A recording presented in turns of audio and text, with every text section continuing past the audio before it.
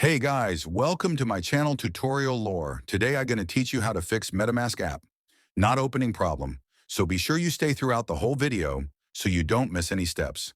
Hope you will like this video and subscribe to my channel Tutorial Lore. Let's go. First, you have to download the MetaMask application in your mobile phone.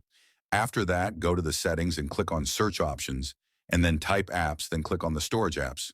Option after that, you have to find the apps option and click on it, and then many apps appear in front of you. You have to click on the search button and then search MetaMask and then click on it. And then you will see two options. One is clear storage and second clear cache.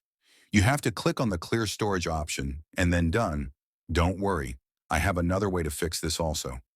If this does not work, then you have to go to your Play Store and search MetaMask and check if there is any update, then update it. Simple enough. Hit the like button and press the subscribe button for more interesting tutorial videos. If you are still facing some problem, then you can comment me. I will make a video on your topic. Drop a comment also. Thank you.